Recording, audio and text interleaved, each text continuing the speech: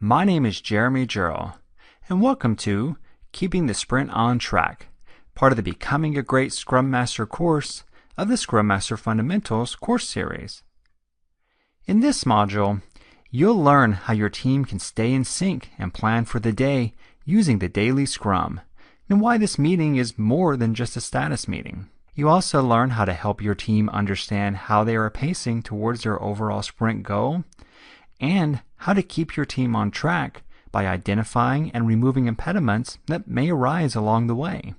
After a great first sprint planning meeting, the team is ready to get to work with their first sprint. So, at 9 a.m. the following morning, they file into the team room for their first daily scrum. "Good morning, everyone," Louise says, "and welcome to our first daily scrum." The daily scrum is our chance to plan how we'll move ourselves closer to the sprint goal today. "Oh yeah," says Josh from his chair. "We had these at my last company.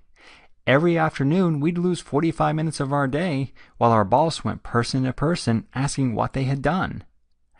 "That," interjected Alan, "is not a daily scrum.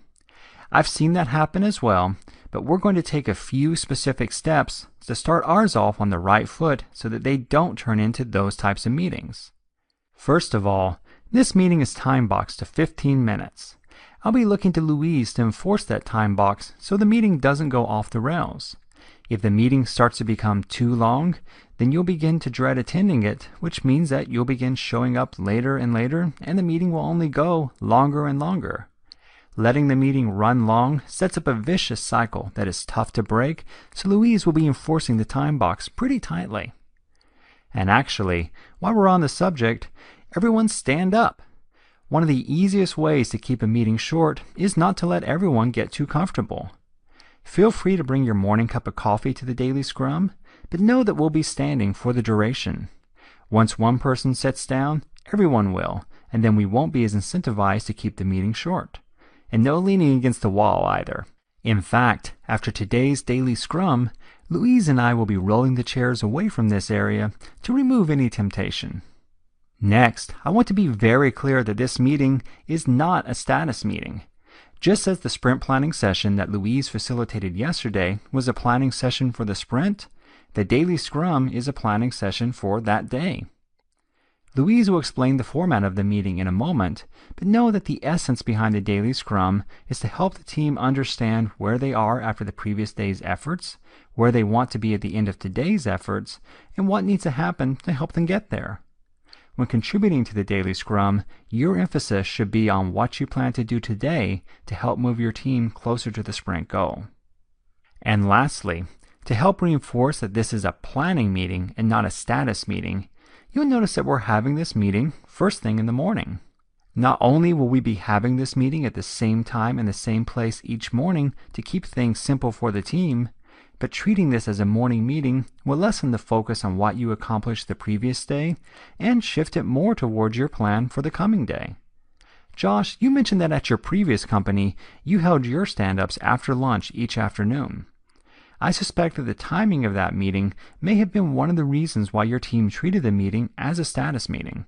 The principle of recency tells us that, unsurprisingly, we're most likely to focus on what has occurred most recently.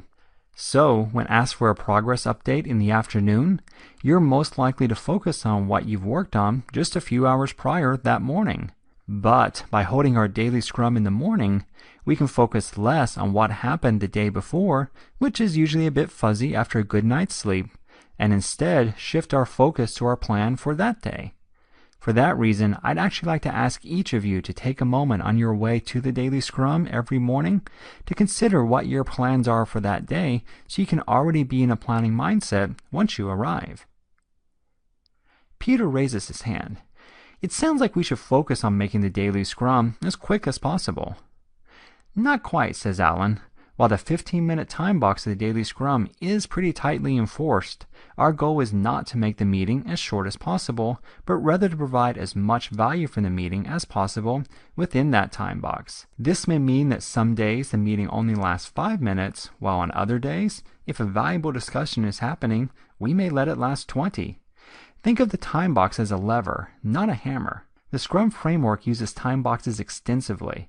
In fact, Each Scrum ceremony has a defined time box that enforces how long that ceremony is allowed to last.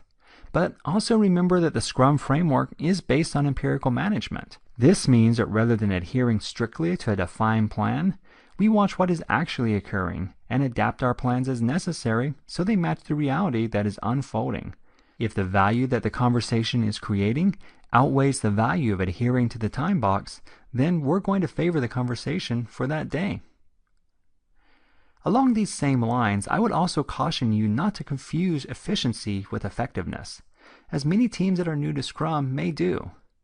A 5-minute daily Scrum is undoubtedly very efficient, but if the team leaves a meeting without a clear picture of how they need to work together to move themselves forward for that day, then it wasn't very effective.